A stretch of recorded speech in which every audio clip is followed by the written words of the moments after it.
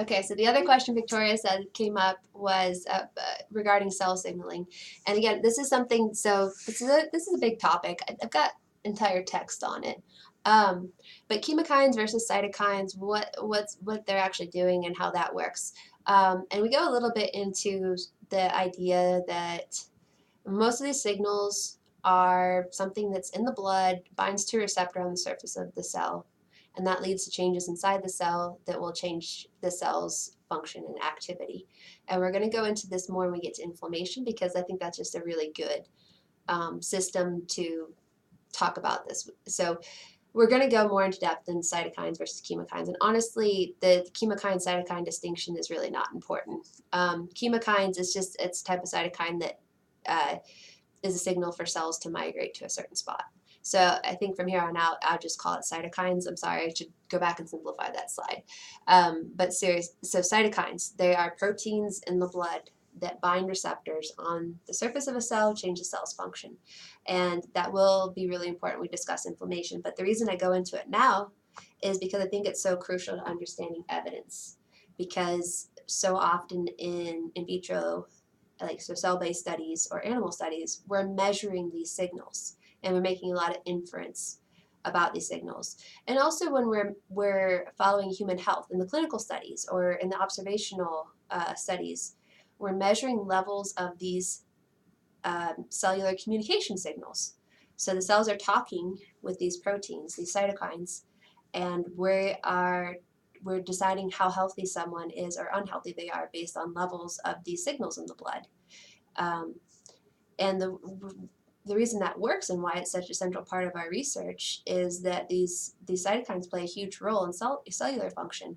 And again, we're going to go into this a lot more in the inflammation module, but because I introduced this theme, I can go into a little bit right now. The idea, so TNF-alpha, we use that a lot. And I think because it's such a good example, and a lot of people have seen Humira ads, or what's the other ones? I don't know, Enbrel? I don't know. So anti-TNF, this has been a medical breakthrough. Anti-TNF therapies work by basically blocking all of the signaling of this specific cytokine, TNF-alpha. And TNF-alpha is a readout in a lot of different types of research studies. So all sort of cell studies with inflammation as an endpoint. We're trying to have anti-inflammatory nutrition or lifestyle modifications. We're often measuring TNF-alpha or C-reactive protein. And TNF-alpha is just a really good example cytokine, so it binds TNF receptor. There's different types of receptors. They have different cell distributions, but it doesn't go in the cell. It's permeable through the cell membrane. It just binds on the outside of the cell. Once the receptor sees it, that's leading to a lot of stuff that happens inside the cell. And that's necessarily vague because it's super complicated, and we could have a whole class on it because that stuff that happens intracellular cascade, the amplification, all of that is complicated. There's crosstalk between different receptors. It's regulated a lot of different ways. The number of receptors, their sensitivity, the other signals the cell is receiving will change what's happening inside the cell. But so the basic idea is that it binds the surface, lots of stuff happens in the cell, and there's a change in cellular function. A lot of that is driven by changes in gene expression. So many of these intracellular cascades that are amplified and lead to changes in cyclic AMP and whatnot will lead to a change in transcription of certain genes, or it'll change something about the receptors. It'll cause the receptors to become desensitized or increase activity of another pathway, but a lot of things do lead to transcription factors, so that's changing the gene expression of the cell. So this signal, the cytokine that never entered the cell, is leading to changes in the very central part, the nucleus of the cell, the regulation of gene expression, the types of proteins that cell is going to make, potentially whether the cell goes through apoptosis, so programmed cell death. That could be a potential outcome of the signaling. So there's a lot of potential outcomes of cytokine signaling. It's very complicated. You have whole research programs that are based on just figuring out phosphorylation of a specific protein in that cascade. And whether these proteins even exist, they're being discovered all the time. Yep. You can find some really complicated maps online of all these cascades. And each one will look different because they all pull in a different portion. So it's really hard to even find a whole picture one. Yeah. Sometimes. And my mind doesn't work that way. So I'm always, it's very overwhelming to me. But I think, for the purposes of this class and for being a nutrition science major, it's really, I think, helpful as a framework to know what these things are and why we measure them. That it's not some esoteric blood marker. That it's essentially how the cells are talking to each other, and it's a reflection of human physiology and health. So if someone has too much TNF alpha, they probably have a chronic inflammatory disease, or they're at least acutely sick. And we can measure it, we can have reference ranges for certain markers, and that gives us a window into someone's health state. And then we try to change levels of these cytokines with interventions, whether we're giving the intervention to cells, giving it to animals, giving it to people, or looking at associations between someone's intake of omega-3s and their blood levels of TNF alpha, observational. But all of these things together give us a better picture of how nutrition is impacting health. Because we really, I hope at this point you're seeing, it's not so straightforward as we're going to give people broccoli and then 2 years later we're going to see if they get cancer. That's not realistic. It's a one small piece of a very complex system, right? Because broccoli is a small piece of what you eat, but also exercise, sleep, all these things impact human physiology, so that you're probably not going to be able to do a study to definitively prove that eating additional broccoli with placebo broccoli as the control. We're probably never going to have that study. So there's no study out there that says eating broccoli definitively prevents cancer in a human clinical study. I actually got put to the challenge one time of find a study that proves that fruits and vegetables lower blood pressure.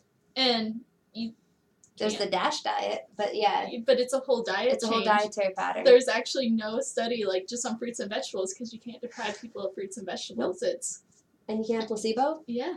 So this is what drives me a little bit batty about when people interpret a null clinical study of omega-3 fatty acids as definitive proof that there is no health benefit of omega-3s or supplementation. Or even more confusing to me is when they say that there's better evidence for fish. Because I see this all the time, and I'm wondering what they're referring to, because it's all observational, and that's the same evidence that we're using for omega-3s and all the dietary interventions. There's still fish oil interventions.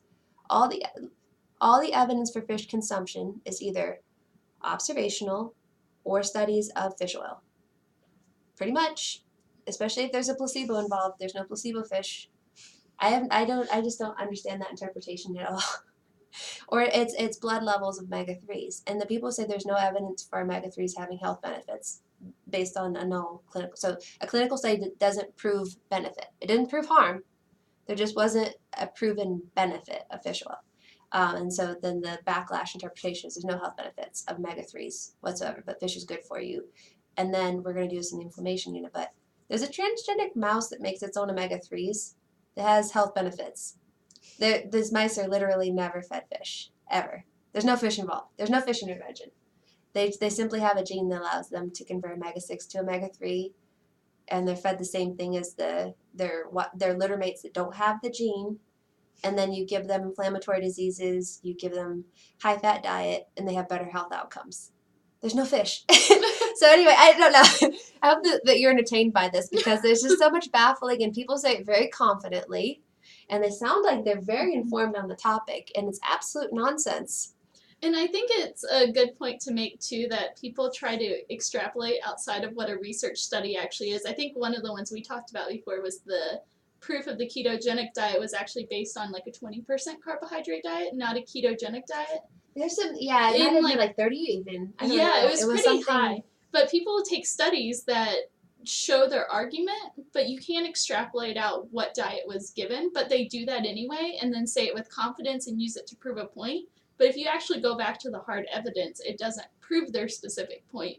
So it shows the importance of actually going back and being able to read the evidence for yourself to make sure that what people are promoting actually has scientific literature backing it up. Or the over-interpret an intermediate Mhm. endpoint. So we talk a little bit about intermediate versus hard endpoints in this course. So that's the difference between having an actual longevity as an outcome. So people have, less premature death or less heart attacks or less cancer, right? You can't argue that. That's kind of a wishy-washy endpoint. Maybe a heart attack isn't so bad, right? That's a hard endpoint. It's unarguable. But weight loss, a lot of people talk about weight loss as a hard endpoint. It's not necessarily. You can lose weight without having improved health. So it's intermediate in the sense that you're using it as a surrogate for a health outcome, but it in and of itself is not proven to be completely causal in that relationship. So there's ways to lose weight without improving your health. I think that's clear to everyone. So you get cancer, you get a substance abuse problem, you lose weight. You're not healthier. You can do an extreme diet and lose weight. You're not healthier. You can eat cabbage soup. I can't believe that was the example. I'm still a little bit confused by that. Seems very old school. Yeah, because I try to pay attention at least a little bit so I can have good case studies for the class. I think celery juice is the current fad, though. Is it celery juice? Okay, That's what I I've missed heard. that. But yeah, no, that's one of the reasons I can't get off social media because I don't have a TV so I'm dependent on social media and know what's going on in the world. But yeah, I do try to pay attention enough, but not too much where I get depressed and actually I've learned not to get involved. You can't in take it personally. No, yeah, you have to have sort of that's interesting. Oh, this is what people think, right? Because if I try to dispel every myth I come across on social media, I'm just gonna be exhausted. I only have one good argument. You'll have no friends left. I have no friends. And I won't actually accomplish anything, right? Because people who do that, they don't want to be told they're wrong. The people who drink celery juice and you're gonna live forever. I don't know.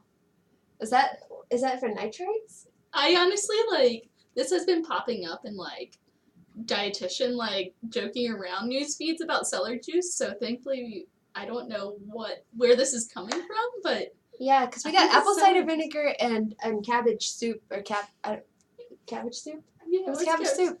Those were examples. It wasn't intermittent fasting, which we could have a scientific discussion about, and it wasn't Whole30, which I was expecting, or keto, because it seems like keto and Whole30 are the ones I hear the most about on social media. But yeah, so this was about cell signaling when we started. It was. So we look back. I think this was just a really interesting experience and a lot of different themes. But what it comes back to, I think what I'm trying to do in these early modules that Victoria and I are trying to communicate is there's always going to be some level of uncertainty, but there is a method to the madness in research and how we interpret research evidence. And I think the best we can do and what we want to arm you with is having a better understanding of where these guidelines come from. It's not a group of pharma people sitting in a room and saying this is how we sell our drug. It's academics having debates, disagreeing with each other. You can have your name on a paper and it recommends something you don't actually agree with. Different people look at evidence and sometimes come to different conclusions. But it's basically a group of people who are mentally, intellectually invested in the question and debating, and it's not paid. It's very time consuming. It's exhausting, and you get a lot of different personalities just debating. So, I tell grad students, don't get a PhD unless you like to debate, because it's basically permission to obsess about something for about 5 years, a very specific topic, and then a lot of my job is debating, whether I'm debating in writing or speaking. It's presenting my point of view and the evidence supporting it and listening to other people's point of view and having a back and forth. I mean, that's mostly what conferences are. So if we present things and then we talk about the implications of it, whether we agree or disagree. We pick each other's ideas apart. And that's kind of, that's the basis. But guidelines will never be perfect. But they are constantly evolving. We're getting better at clarifying the level of evidence and explaining what they're based on. And they will continue to change. And hopefully we'll get better at communicating them as well. I think that's where my plate comes in off of my pyramid is how do we best, tell the public what we're finding along with it too, because we find very complicated things, and you have to really simplify it to get the message out there. That's true, and that ties it full circle to what we just did with trying to talk on camera. But again, to the people, it's really easy to criticize my plate, right? So simplified. But there's the dietary guidelines if somebody wants to go read everything that went into creating my plate. This is a publicly available document. You can see the different versions that the writing group put together. It's prestigious to be involved with it. It's very difficult to get invited. But you can go look that up. It's how many pages? I don't know. It's over 100. I haven't read them. I've read the executive summary. That's about as far as I'm willing to go.